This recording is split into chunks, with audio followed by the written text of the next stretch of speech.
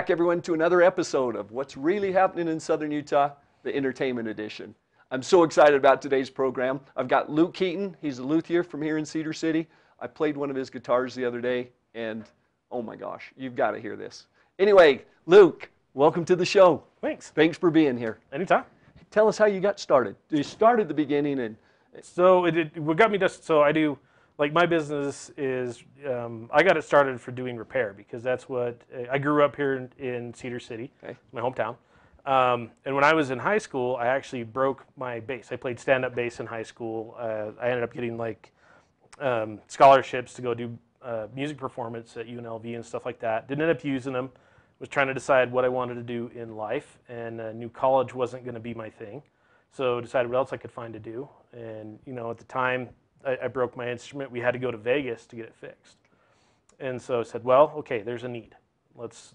Can I make this happen? Can I do it? And so I went up to violin making school and got accepted, and actually ended up going to a separate school, but I learned from Paul Hart how to build violins, violas, cellos, and basses.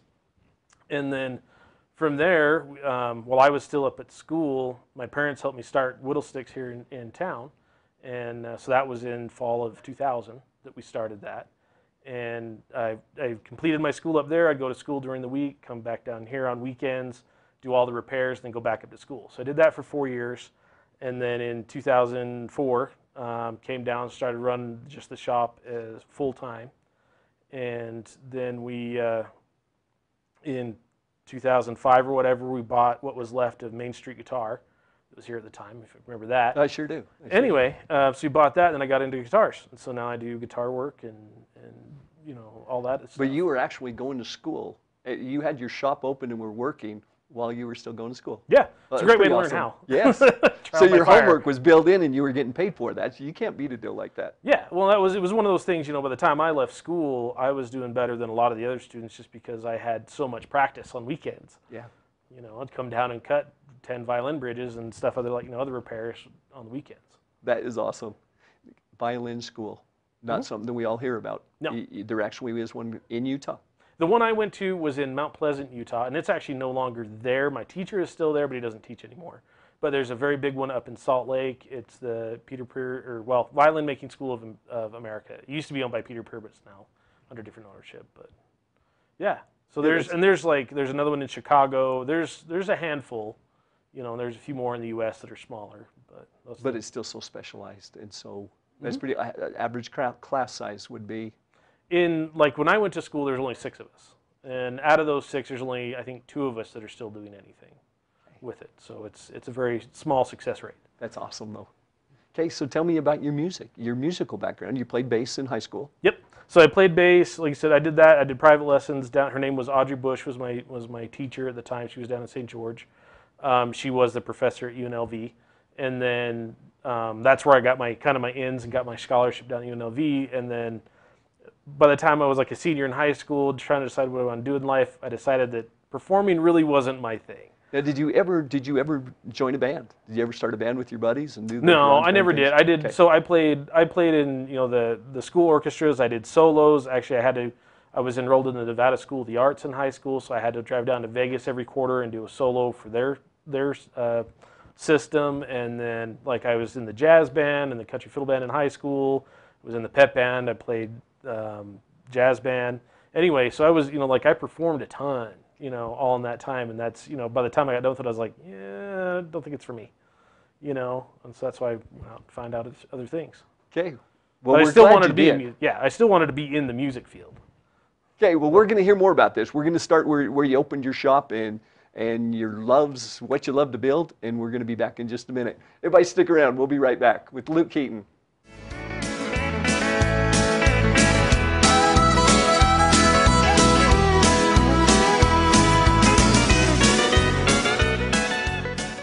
All right, we are back with another episode of What's Really Happening in Southern Utah, the Entertainment Edition, with Luke Heaton. Where we left off before, you had opened your shop. You'd opened your shop, and then later you graduated from school. Yep. Tell me your first violin. Tell me. So I made actually 7 instruments in school. So my first instrument was actually a guitar. So it wasn't actually a violin, even though I was going to violin making school. My guitar, the my teacher at the time was a Cub Scout leader, and for one of the projects they decided, hey, we're going to make guitars. So he told all the students, hey, if you guys want to help, I'll give you all the materials to build one if you'll help the Cub Scouts build theirs. And I said, okay, great. So my first instrument was actually a guitar. I still have it. It's very, very rough. It's not anything that like I show at all. It's kind of in the back room at my shop. And then after that, I had 5 violins. I built a viola, a cello, and a bass. Okay. A big stand-up bass in school. I started a second bass, but it's actually still not finished because it's still in my basement. Same basic skills, but I imagine there's some intricacy to each different instrument. Basically, there's just more to do. Okay. So, the difference between a violin, and a big stand-up bass is just you have more work. Okay. All the concepts are the same. The wood, when you get it and you're going to build a violin for somebody, at what stage do they make blanks that are already preformed a little bit, or are you getting a chunk of wood and you create a violin out of that chunk of wood? It's a it's a billet. So it's basically like a wedge, like a pie-shaped piece of wood. It's about this long. It's rectangular, and I actually split it, glue it together, and that's like the top or the back, depending on what it is. So I get it as like a rough lumber, and then I take it from there. That is so amazing to me. How do you get word out? So you've opened your shop, you're making violins. Obviously, people want a quality instrument. How do you get word out? How do you get your sound out? You have to, so right at first, you just kind of sell them to whoever will look at them. Because you're new. No one knows your name, no one knows who you are. So it's really, you just kind of, just like being a new musician, you're giving your music to everybody who will listen. And so same thing with the violin, you're basically going to everybody you know and be like, here, play this. Let me know if someone's interested, And of course, the first ones go for cheap, and then get more expensive as you go, because you got more skill, the instruments are better, your name's worth more, that type of stuff. So there's, my first couple instruments I didn't sell for very much, so I definitely lost money on that deal. Like my first violin took me 9 months to build, so that was 8 hours a day, 5 days a week, for 9 months. Is that first violin. Oh my gosh. So there's, countless hours in that thing. So no matter what I sold that's it a for, I labor was of losing love. money.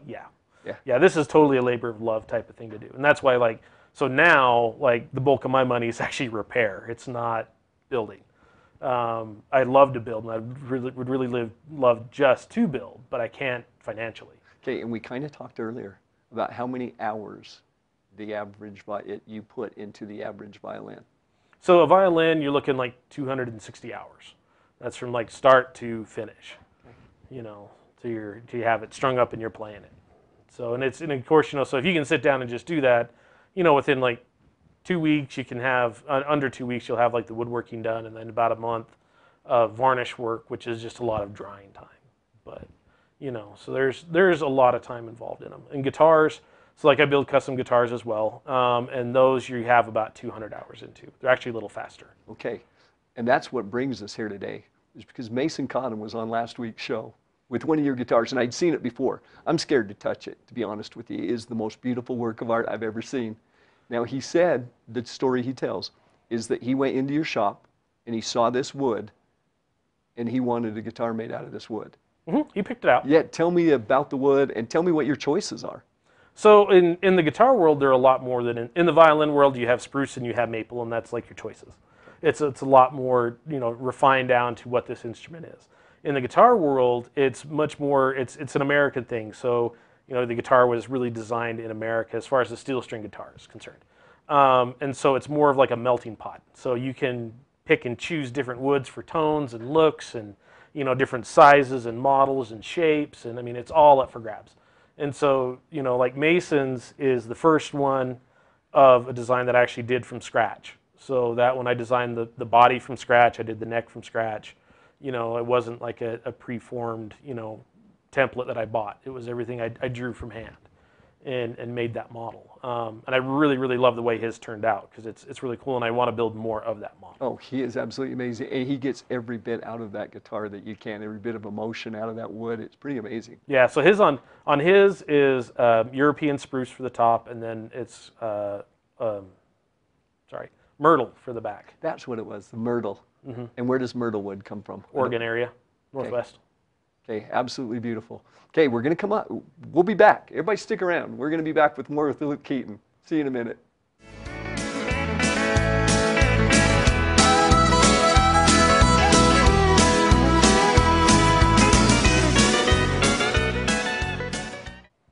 Welcome back, everybody. With Luke Heaton, and during the break, we got into a conversation about Mason Cotham's guitar again and where he got the wood. Why don't you just tell us that story? That's just interesting to me. So like on the back of Mason's guitar, it's the myrtle wood.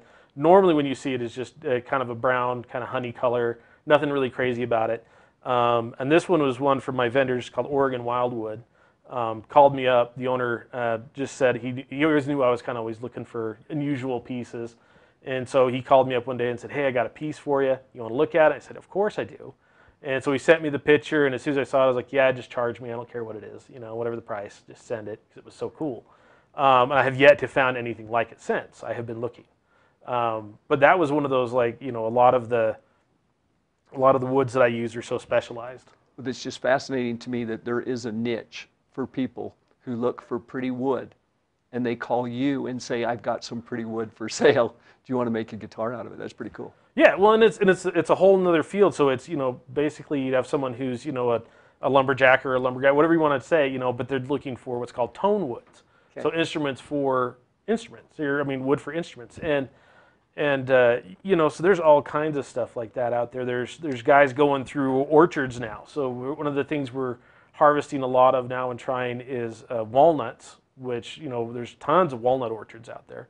So walnut's now a big one.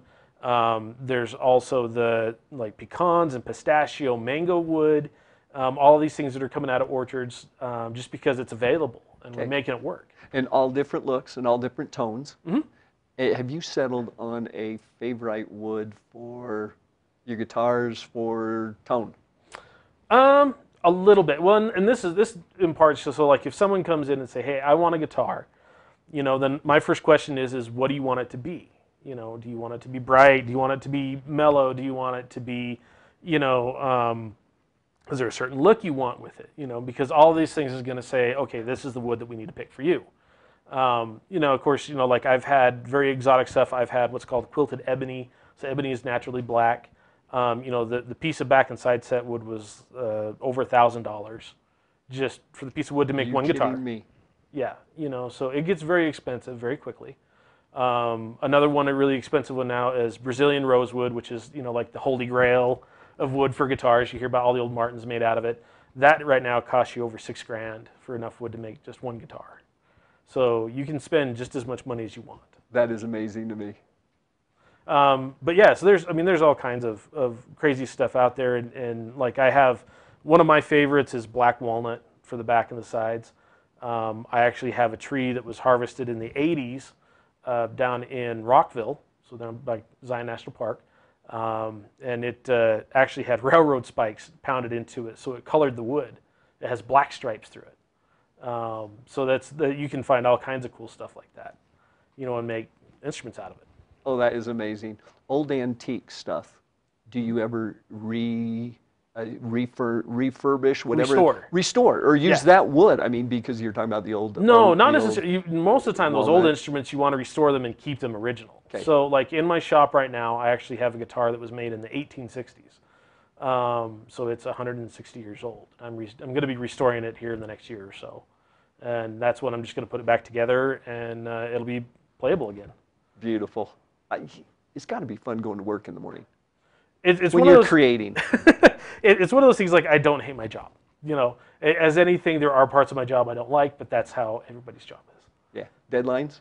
Oh, yeah. People are always in a hurry to get their stuff. Always in a hurry. I'm dealing with musicians. Yeah. Speaking of musicians, I know Steve Swift has one of your guitars.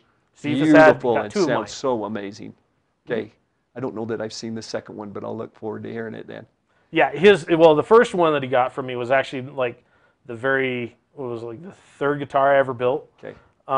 And so he actually gave it to his brother. It's in Florida now. Maybe it's the second one I've heard. Yes, you've heard the second one, because that one was more recent. That one's only about 10 years old. Okay. Yeah, pretty amazing. Hey, we're going to be back. Everybody stick around. We've got another segment coming up with Luke Heaton.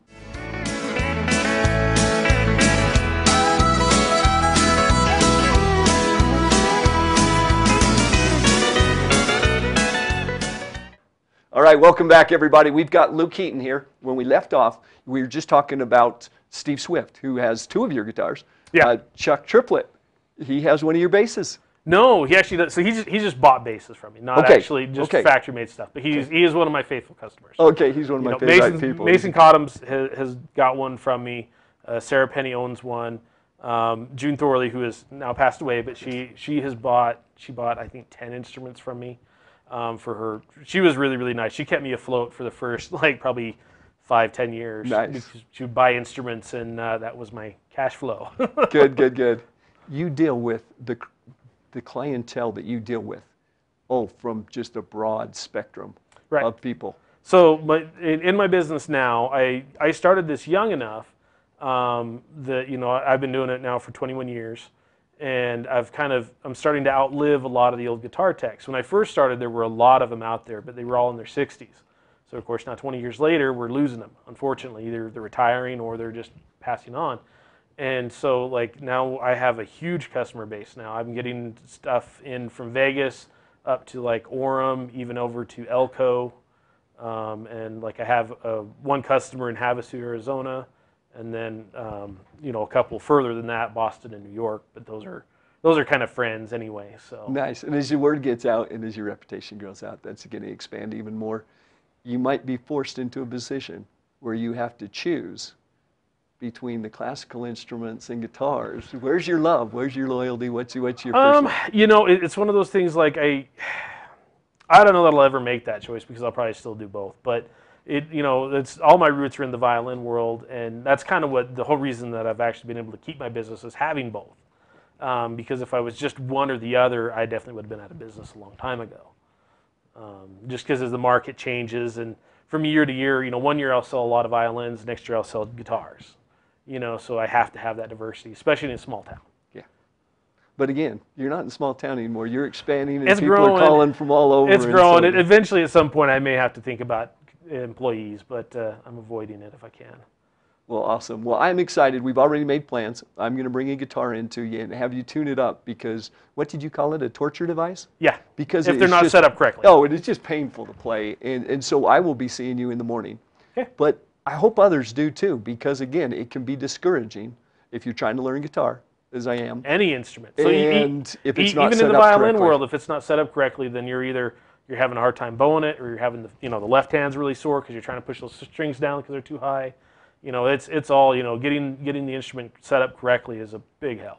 Okay, well, I encourage anyone who's struggling then to go see Luke, take your guitar down there, have him set it up, and let's see if that doesn't make a difference. And I'll report in. I'm going to tell him. Okay. I'm going to say, hey, yeah, no talent there, but my guitar sure sounds good, is what I hope to tell you. Anyway, thanks so much for tuning in, everybody. We will see you again.